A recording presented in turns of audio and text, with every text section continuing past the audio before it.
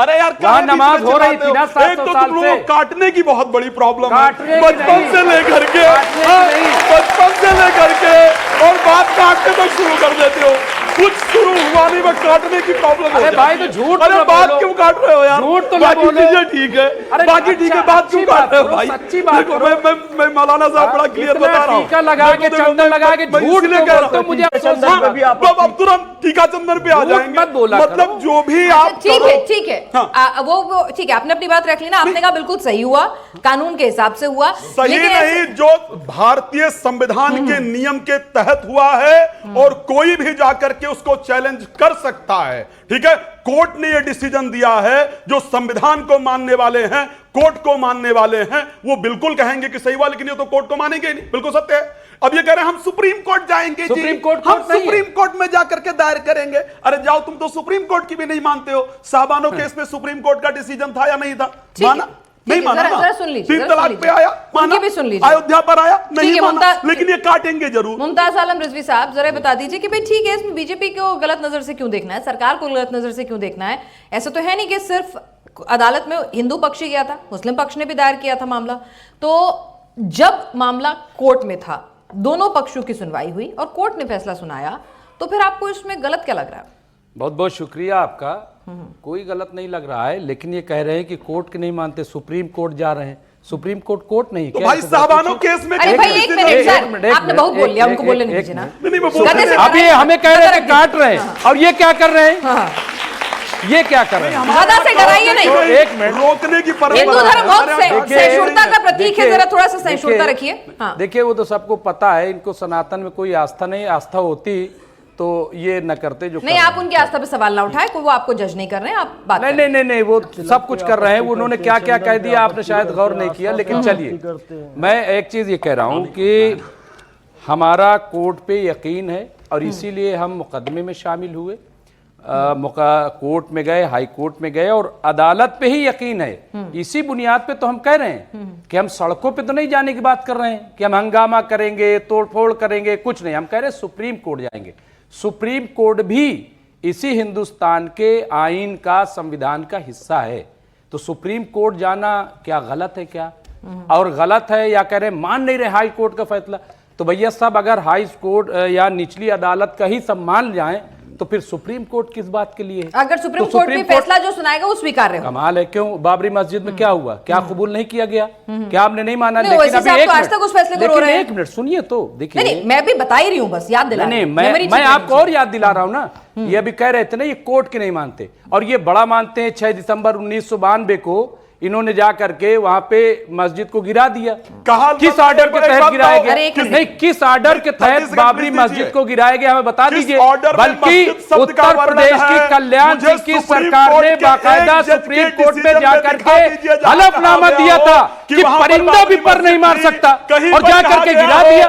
भाई हम तो तब मानते हैं कि जब सुप्रीम कोर्ट का ऑर्डर आता और बुलडोजर चलता तो। जी रुकिए जरा, मैं कह रहा हूं कि अगर एक मेरी बात हो जानी, मैं कह रहा हूं कि तब तो मैं मानता कि ये बड़ा अदालत को मानते हैं कि जब सुप्रीम कोर्ट का फैसला आता और सुप्रीम कोर्ट में ये लिखता कि इसे गिरा करके यहाँ पे उसे पूरे देश में काला अध्याय बताया गया था ना, सभी ने उसकी आलोचना की थी, irrespective of any party, any religion, क्या सभी ने की थी। बिल्कुल नहीं करता हूँ। क्या बताइए, ये करते हैं क्या? ये नहीं करते हैं, ये जबकि सजा हुई है कि कल्याण सिंह को। चलिए ठीक है, इतिहास दोनों गिराया गया। भाई शिवम इतिहास के पन्ने, एक सेकेंड, अरे बस तीनों को मैं चैलेंज करता हूं, अगर ये कहते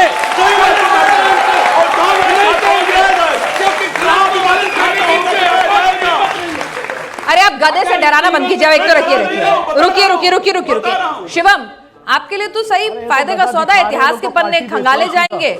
अदालत अगर फैसला देगी तो भाई हिंदुत्व आपकी पार्टी की लाइन है, तो आपके लिए तो जिसे कहते हैं ना, मतलब शानदार है इक्वेशन। 27 भी सज जाएगा, 28 भी सज जाएगा, 29 भी सज जाएगा।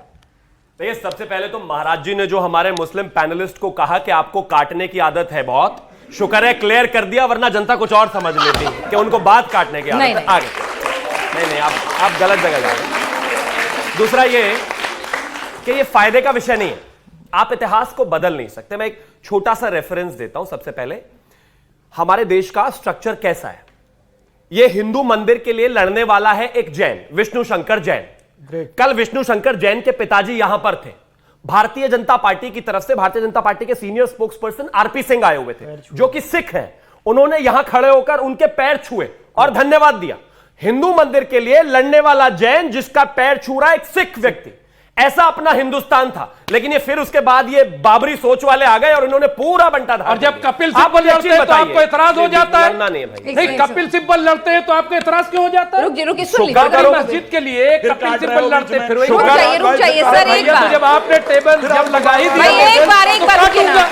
आप जब कही रहे हैं भाई काटते हैं तो मैं काट रहा हूं। सरवर साहब पूरा मौका, मतलब यहाँ पे रिजवी साहब पूरा मौका दिया आपको, उनको भी दीजिए, सबको टर्न बाय टर्न में पूरा मौका दूंगी। आप अपनी बात से जनता का दिल जीतिए, वही ना शुक्र करो पंडित जी ने तो कह दिया कि आप बात काटते हो, मैं सच बोल दूंगा फिर और बुरा लग जाएगा आपको। खैर मैं पॉइंट पर आता हूं, देखिए विषय बहुत अभी नहीं लग रहा है, आप तो सब कुछ कहते हैं। फिर नाराज आपकी नजर में हम आतंकवादी हैं, गद्दार है। नहीं, कोई नहीं है, आप हिंदुस्तानी हैं। आप आपकी नजर में तो सब अरे है। उनकी नजर छोड़िए ना, हम कह रहे हैं आप बिल्कुल देशभक्त हिंदुस्तानी हैं। आप छोड़िए बात, काला होगा। अरे बस कीजिए ना, मतलब किसी के कहने से आप हो जाएंगे क्या? हिस्टोरिकल का मुंह काला होगा। ठीक है, अच्छी बात है। चलिए शिवम, काले कपड़े पहनकर आए आज आप। Thank you. इसका हिस्टोरिकल रेफरेंस लेते हैं। हाँ। 11वीं 12वीं सदी में राजा भोज ने धार को अपनी राजधानी बनाया। वहां पर एक पूरा सांस्कृतिक विरासत के लिए जो है एक यूनिवर्सिटी स्थापित की, उसमें वहां मां वाग्देवी की मूर्ति स्थापित की, वहां पर मां सरस्वती की मूर्ति स्थापित की और पूरा एक संग्रहालय बनाया। वहां पर लगातार चर्चा चली। 14वीं 15वीं सदी में आकर उस जगह को तोड़ दिया गया और वहां पर जैसे कि एज यूजुअल इनको आदत है टोपी पहनाने की, ऊपर से मंदिर तोड़ के उसके ऊपर मस्जिद बना दी। 14वीं 15वीं सदी में, यह ऐतिहासिक तथ्य है। 1902 में वहां से कुछ मूर्तियां अंग्रेज भी लेकर गए। उसके बाद वहां पर क्या हुआ, तय हो गया, जब वाद होना शुरू हुआ कि मंगलवार के दिन हिंदू पूजा करेंगे और शुक्रवार के दिन मुस्लिम जो है वहां पर नमाज पढ़ेंगे। बीच में क्या हुआ कि वसंत पंचमी जुमे के दिन पढ़ने लगी तो विवाद और बढ़ा। उसके बाद एएसआई प्रोटेक्टेड मॉन्यूमेंट है, विषय कोर्ट में गया, कोर्ट ने वहां पर सब चीजें दिखाई और देखा, सारा सर्वे हुआ। सर्वे के बाद क्लैरिटी हो गई कि वहां पर मंदिर था। क्या बुराई है भाई? नहीं, दिग्विजय जी एक बात तय होता है ना कि 11वीं सदी में वहां मंदिर था। सुनिए ना, 14वीं 15वीं सदी में उसको तोड़कर मस्जिद बना दी। यही है ना, कहां खुदवाई करेंगे? पूरा भारत खोद दें? वो तो कोर्ट तय करेगा। नहीं, आपसे पूछ रहे हैं, आपकी मंशा क्या है? अब कोर्ट कहेगा तो करना पड़ेगा ना, कोर्ट को तो आपको आपको मानना पड़ेगा। इस तरह के मामले अगर अदालत में जाते रहेंगे, देखिए सुनिए, प्लेसेस ऑफ वर्शिप एक्ट क्यों बनाया गया? एक minute, places of worship act क्यों बनाया गया था? इसका पर्पस क्या था कि भाई 1947 के बाद से जो जिसकी जैसी स्थिति है उसको वहीं बरकरार रखते हैं और नए डिस्प्यूट्स जो हैं वो नहीं लाते हैं। यहां तक कि आरएसएस ने भी कहा कि हर मस्जिद के नीचे मंदिर ढूंढोगे तो दिस इज नॉट राइट। मैं जनता से बात ये कहीं नहीं। अच्छा एक चीज बताइए,